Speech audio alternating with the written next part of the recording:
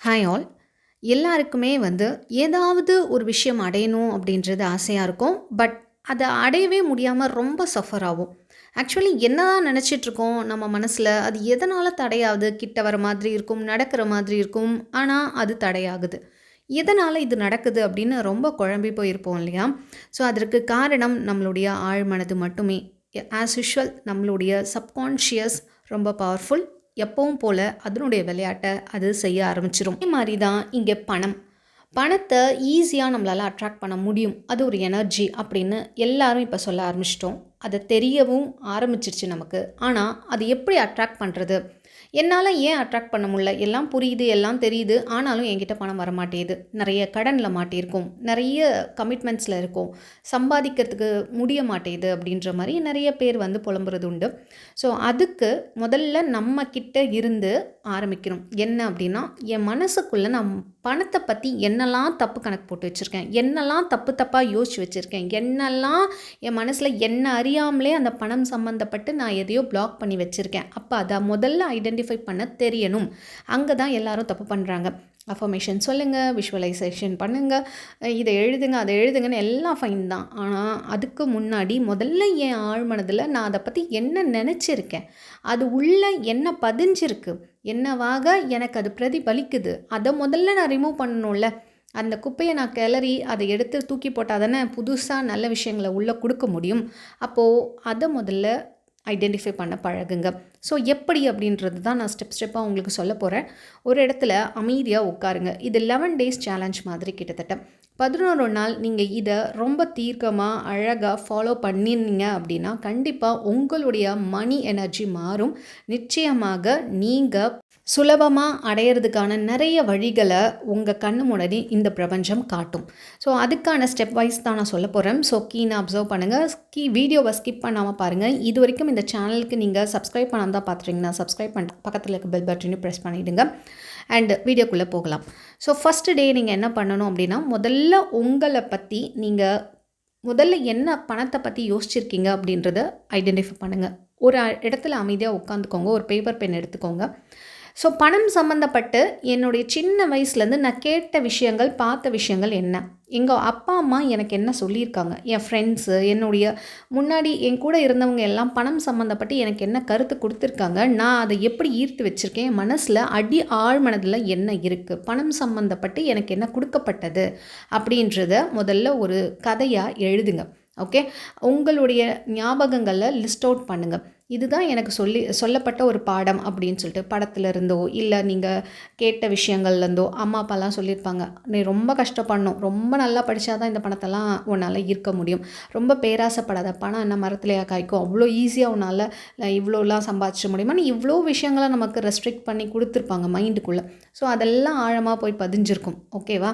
So அதெல்லாம் list out பண்ணுங்கள். முதல்ல அதை கிளியராக என்ன பண்ணணும் அப்படின்னா, அந்த லிஸ்ட் அவுட் பண்ண விஷயங்களை அன்னைக்கு நீங்கள் இதெல்லாம் வெறும் அடுத்தவங்க சொன்ன ஒரு கதை மட்டுமே, அம்மா அப்பாவாக இருந்தால் கூட அவர்களுடைய பெர்ஸ்பெக்ஷனில் அவர்களுடைய அனுபவங்களின் பேரில் கொடுக்கப்பட்ட ஒரு விஷயமே, இது எனக்கு சொந்தமானது கிடையாது அப்படின்ட்டு நீங்கள் அதை ரீரைட் பண்ணணும். எந்த விஷயங்கள் உங்களுக்கு ஞாபகங்களாக பதியப்பட்டிருக்கோ அதுக்கு நேர்மாறான பாசிட்டிவ் அஃபர்மேஷன் எழுதுங்க. பணத்தை ஈஸியாக சுலபமாக சம்பாதிக்க முடியும். எஸ்.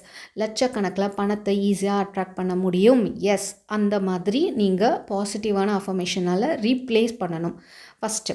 அடுத்து 2வது நாள் என்ன பண்ணணும் அப்படின்னா, உங்களுக்கு பணம் சம்மந்தப்பட்டு ஏதாவது ஒரு குற்ற உணர்ச்சி இருக்குது, ஒரு மாதிரி வெக்கப்படுறது, பணத்தை வாங்குறதுக்கோ கேட்குறதுக்கோ, அந்த இதெல்லாம் நானும் பண்ணியிருக்கேன். எனக்குமே பணம் கேட்குறதுக்குன்னா முன்னாடியெல்லாம் ரொம்ப தயங்குவேன். அதை கேட்டுட்டா என்ன சொல்லிடுவாங்களோ, பேராசை பிடிச்சவங்க அப்படி சொல்லுவாங்களோ, அப்படி இப்படின்லாம் நிறைய அப்படிலாம் உண்டு.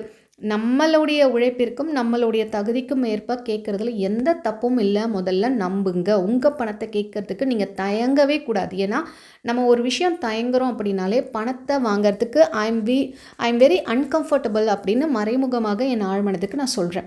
நான் பணம் வாங்கிறதுக்கே ரொம்ப ஃபீல் பண்ணுறேன், கில்ட்டியாக ஃபீல் பண்ணுறேன் அப்படின்னா I am not comfortable with money, இல்லையா? ஸோ பணத்தின் மீது எனக்கு ஒரு அன்கம்ஃபர்டபுள் கண்டிஷன் இருக்கிறதுனால என்னால் அதை கேட்க முடியல.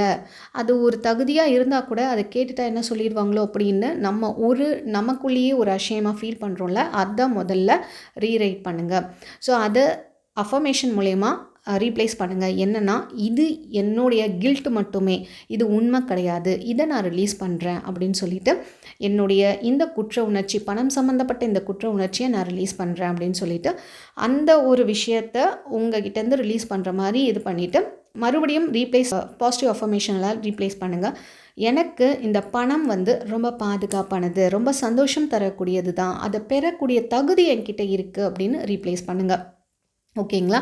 ஸோ இது 2வது நாள். 3வது நாள் என்ன பண்ணுங்கள் அப்படின்னா, உங்களுடைய மணி பிளாக்ஸ் என்னென்ன அப்படின்னுட்டு நீங்கள் அதை ஏற்கனவே ஐடென்டிஃபை பண்ணியிருப்பீங்க. அந்த ஃபேமிலி வழி வழியாக அம்மா அப்பா வழி, தாத்தா வழி, பாட்டி, இந்த மாதிரி ஹெரிடிட்ரியாக சில டிசீசஸ் வர மாதிரி நம்ம ஃபேமிலி வழியாக சில விஷயங்கள்லாம் வரும் இல்லையா? ஸோ அதெல்லாம் வந்து என்ன அப்படின்றத ஐடென்டிஃபை பண்ணுங்கள். அந்த பேட்டர்னை நம்ம பிரேக் அவுட் பண்ணணும் அப்படின்ற மாதிரி சொல்லுங்கள். ஸோ எங்கள் அப்பா அம்மா வழியாக அந்த ஒரு விஷயத்தை பார்த்தாங்க, அனுபவிச்சாங்க, வாழ்ந்தாங்க. சரி, அதையே நான் வாழணும்னு எந்த அவசியமும் கிடையாது. அதே லைஃப் பேட்டர்னை நான் வாழணும்னு எந்த அவசியமும் கிடையாது. அப்போ நான் என்ன பண்ணணும், எனக்குரிதான அந்த ஒரு பணம் சம்மந்தப்பட்ட விஷயங்களை நான் பாசிட்டிவ் வழியில் பார்க்குறேன். என்னால் அந்த பணத்தை அபரிவிதமாக பெற முடியும், என்னால் பணத்தை அபரிவிதமாக சம்பாதிக்க முடியும், ஈஸியாக உட்கார்ந்த இடத்துல கூட சம்பாதிக்க முடியும், எனக்கு அந்த அனுபவம் இருக்குது, எனக்கு அந்த திறமை இருக்குது, எனக்கு அந்த தகுதி இருக்குது, எனக்கு அந்த பிளெஸிங்ஸ் இருக்குன்னு உங்ககிட்ட நீங்களே முதல்ல பேசுங்க. சரியா? ஸோ இது 3வது நாள். 4வது நாள் உங்களுக்கு பணம் சம்மந்தப்பட்டு என்னெல்லாம் பயம் இருக்கிறதோ அதுக்காக நீங்கள் ஹொப்போனோபோனோ பண்ணணும். அதாவது பணம் சம்மந்தப்பட்டு நமக்குள்ள ஒரு பயம் இருக்கும்ல, எதிர்காலத்து இல்லை இஎம்ஐ இப்போ இருக்க கடன் இதை மாதிரி நினச்செல்லாம் ஒரு பயம் இருக்கும், அன்கம்ஃபர்டபுள் இருக்கும். இப்போ அதுக்காக என்ன பண்ணணும் அப்படின்னா, நீங்கள் ஹொப்போனோபோனோ பண்ணணும். அன்றைக்கி நாள் ஃபுல்லாக ஒரு 108 தடவை நீங்கள் பண்ண போகிறீங்க.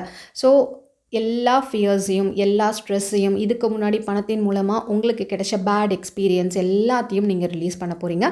I'm sorry my dear money, please forgive me, thank you, love you அப்படின்னு சொல்லுங்கள். என் அன்பான பணமே, உன் சம்மந்தப்பட்ட எல்லா தேவையில்லாத எதிர்மறை விஷயங்கள் எல்லாத்தையும் நான் ரிலீஸ் பண்ணுறேன், உன்னை அபரிவிதமாக ஏற்றுக்கிறேன் அப்படின்னு அந்த பணத்துக்கிட்ட நீங்கள் பேசுங்க. 108 தடவை இதை சொல்லுங்கள். ஓகேங்களா?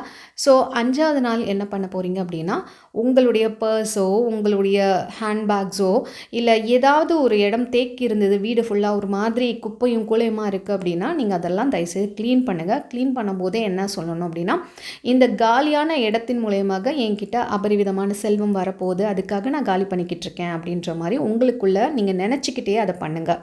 6வது நாள் என்ன பண்ண போகிறீங்க அப்படின்னா, நீங்கள் அந்த பணத்தை பார்த்துட்டு, நான் உன்னை ரொம்ப மிகவும் நேசிக்கிறேன், நீ என்கிட்ட அபரிவிதமாக வா அப்படின்னு சொல்லிட்டு கண்ணாடி முன்னாடி நில்லுங்க. பணத்தை வச்சுக்கிட்டு கண்ணாடி முன்னாடி நின்றுக்கிட்டு, நான் இந்த செல்வத்தை பெறுவதற்கு எல்லா தகுதியும் என்கிட்ட இருக்குன்னு உங்கள் கண்ணை பார்த்து அந்த பணத்தை பார்த்து பேசுங்க.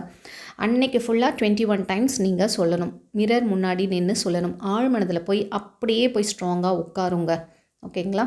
ஸோ 7வது நாள் நீங்கள் என்ன பண்ண போகிறீங்க அப்படின்றதுக்கு முன்னாடி ஒரு சின்ன அறிவிப்பு என்ன அப்படின்னா, 2026 வருது இல்லையா, நியூ இயர், அதுக்கு ஒரு challenge, 30 days transformation challenge class நடக்க போது. என்ன மாதிரி கோல்ஸாக இருந்தாலும் 4 ஏரியாஸும், உங்கள் ரிலேஷன்ஷிப், மணி, உங்கள் ஹெல்த், வெல்த் எல்லாமே 4 சைட்ஸ் ஆஃப் ஏரியாஸும் கவர் ஆக போகுது.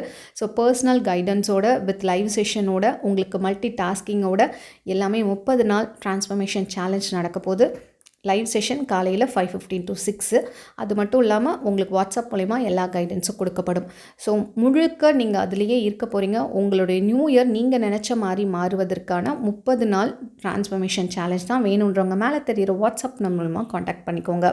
7வது நாள் என்ன பண்ண போகிறீங்க அப்படின்னா, முக்கியமான ஒரு விஷயம், நமக்கு பணத்தின் மூலமா எவ்வளவு விஷயங்கள் கிடச்சிருக்கு, ஆனாலும் நம்ம ஒரு 10 விஷயங்கள் பணத்தின் மூலயமா மிக முக்கியமான நம்ம லைஃப்பில் வாங்கின விஷயம் என்ன அப்படின்னு சொல்லிட்டு அதுக்கு நன்றி தெரிவிக்குமாறு ஒரு 10 விஷயத்தை உணர்வோடு ஃபீல் பண்ணி தேங்க் பண்ணுங்கள். அன்றைக்கி அதை ஃபுல்லாக எழுதுங்க. ஒரு 50 கூட நீங்கள் எழுதலாம். ஓகேங்களா? அடுத்து 8வது நாள் நீங்கள் என்ன பண்ணணும் அப்படின்னா, விஷுவலைஸ் பண்ணுங்கள். இப்போது எந்தவித ஒரு கட்டுப்பாடும் இல்லாமல், எந்தவித தயக்கமும் இல்லாமல் விஷுவலைஸ் பண்ண போகிறீங்க. ஸோ நீங்கள் கேட்ட பணம், நீங்கள் கேட்ட மாதிரி மந்த்லி இன்கம் வருது, நீங்கள் கேட்ட பிஸ்னஸ் சூப்பராக டெவலப் ஆகுது, நீங்கள் கேட்ட மாதிரி காரு, வீடு, பங்களா எல்லாமே இருக்குது, நீங்கள் நினச்ச நகையை வாங்கியிருக்கீங்க, எல்லாமே உங்கள் கையில் இருக்கும்போது உங்கள் உணர்வுகள் என்னவாக இருக்கும்? இங்கே தடுக்கிறது யார் அப்படின்னா, நம்ம மனது மட்டும்தான் தடுக்கும். இதெல்லாம் நினைக்காத, உனக்கு இதுக்கெல்லாம் வொர்த் இல்லை, இதெல்லாம் பெரிதாக உனக்கு கிடைச்சிருமா அப்படின்னு சொல்லி செல்ஃப் டவுட் பண்ணி நம்மளை அப்படியே ஒரு மாதிரி அமைக்கிறது அந்த எண்ணங்களே. ஸோ அதெல்லாம் ஒதுக்கி தள்ளிட்டு நீங்கள் இதை அழகாக விஷுவலைஸ் பண்ணுங்கள். ஸோ அடுத்து நீங்கள் என்ன எழுத போகிறீங்க அப்படின்னா, அஃபர்மேஷன் எழுதுங்க. மணிக்கான அஃபர்மேஷன் என்ன? நீங்கள் எழுதுறது தாங்க அஃபர்மேஷன். பணம் என்கிட்ட சுலபமாக வருது, பணத்தை என்னால் சம்பாதிக்க முடியும், மாதம் மாதம் நான் இவ்வளோ சம்பாதிக்கிறேன், இந்தந்த சோர்ஸ் அப்படின்னு உங்களுக்கு தெரியும்ல, இந்த வேலை மூலயமா நான் இதை சம்பாதிக்கிறேன் அப்படின்னு நீங்கள் சொல்கிறது எல்லாமே அஃபர்மேஷன் தான். பாசிட்டிவ் அஃபர்மேஷனாக பாசிட்டிவான வார்த்தைகளை யூஸ் பண்ணி சொல்லுங்கள். அன்றைக்கி ஃபுல்லாக நீங்கள் அஃபர்மேஷன் பண்ண போகிறீங்க. எத்தனை அஃபர்மேஷனாலும் பண்ணலாம். குறைஞ்சபட்சம் ஒரு 20-25 அஃபர்மேஷன் சொல்லுங்கள் அன்றைக்கி ஃபுல்லாக. ஸோ அடுத்து என்ன பண்ண போகிறீங்க அப்படின்னா, ஒரு ஜார் எடுத்துக்கோங்க. அதில் டெய்லியும் ஒரு ₹2 ₹3 எவ்வளோ கிடைக்குதோ, உங்கள் கையில் காசு கிடைக்குது அப்படின்னா போட்டுக்கிட்டே வாங்க. இது மிகப்பெரிய ஒரு பலமாக, பணமாக என்கிட்ட வந்து சேரும். இதை நான் சேர்க்க சேர்க்க சேர்க்க என்கிட்ட பணம் சேர்ந்துக்கிட்டே இருக்குது அப்படின்ற மென்டாலிட்டியோட அந்த பணத்தை டெய்லியும் போட்டுட்டு வாங்க. அதை பார்த்துக்கிட்டு வாங்க. அந்த ஜார் மேலே ஒட்டி வைங்க. நீங்கள் நினச்ச பணம் ரொம்ப அபரிவிதமாக வந்துக்கிட்டே இருக்குது அப்படின்னு சொல்லிட்டு. ஸோ அதை பண்ணுங்கள். அடுத்து நீங்கள் என்ன பண்ணணும் அப்படின்னா, சின்ன சின்ன விஷயங்களையும் பார்த்து சந்தோஷமாக மகிழ்ச்சியாக நீங்கள் உங்களை பணக்காரங்களாகவே நினச்சி நடக்க ஆரம்பிங்க. சின்ன சின்ன விஷயம் செலவு பண்ணும்பொழுதெல்லாம் நன்றி சொல்லி அந்த பணத்தை செலவு பண்ணுங்கள். அதே மாதிரி நீங்கள் வாங்கக்கூடிய விஷயங்கள் எல்லாம் சூப்பராக நீங்கள் நினச்ச மாதிரியே அந்த கடைகளுக்கு போய் சும்மா பாருங்கள். ரொம்ப காஸ்ட்லியாக இருந்தாலும் பரவாயில்ல, அதெல்லாம் வாங்குற மாதிரி இமேஜின் பண்ணிக்கோங்க. அங்கே போய் சும்மா விலையை கட்டிட்டு வாங்கலேன். ஓகே, அந்த இடத்துக்கு போகும்போது உங்களுக்கு ஒரு நல்ல வைப்ரேஷன் வரும். ஜுவல் கடைக்கு போகலாம், இல்லை என்ன காஸ்ட்லியாக நீங்கள் நினைக்கிறீங்களோ அந்த கடைகளுக்கு போயிட்டு சும்மா பார்த்துட்டு வாங்க. அது உங்களுடைய உணர்வுகளை இன்னும் கொஞ்சம் தூண்டும். இந்த 11 நாளும் இதெல்லாம் பண்ணுங்கள். ஆனால் எப்போ பண்ணணும்? மிக முக்கியம், அதிகாலை 4 to 6க்குள்ளே பண்ணிவிடுங்க. ரொம்ப பவர்ஃபுல்லாக உங்களுடைய இந்த விஷயங்கள் எல்லாமே சீக்கிரமாக மேனிஃபெஸ்ட் ஆகும், சீக்கிரமாக பிரபஞ்சத்துக்கிட்ட போகும். அந்த டைமுக்கு ஒரு பவர் இருக்குது. அதனால தான் நாங்கள் அதிகாலை பிரம்ம முகூர்த்தம் கிளாஸ் இப்போ 9th பேட்ச் ஸ்டார்ட் பண்ணியிருக்கோம். ரொம்ப சூப்பராக போயிட்டுருக்கு. உங்களுக்கு early morning classes, personal counselling, personal coaching, இல்லை 30 days ட்ரான்ஸ்ஃபர்மேஷன் கிளாஸ் வேணும்னா மேலே தெரியுற வாட்ஸ்அப் நம்பர் மூலமாக காண்டாக்ட் பண்ணுங்கள். இந்த வீடியோ உங்களுக்கு பிடிச்சிருந்தா மறக்காம உங்கள் ஃப்ரெண்ட்ஸ் அண்ட் ஃபேமிலிக்கு ஷேர் பண்ணுங்கள். இது வரைக்கும் சப்ஸ்கிரைப் பண்ணாமல் தான் பார்த்துட்டீங்கன்னா சப்ஸ்கிரைப் பண்ணிட்டு பக்கத்தில் இருக்க பெல் பட்டனையும் ப்ரெஸ் பண்ணிவிடுங்க. தேங்க்ஸ் ஃபார் வாட்சிங்.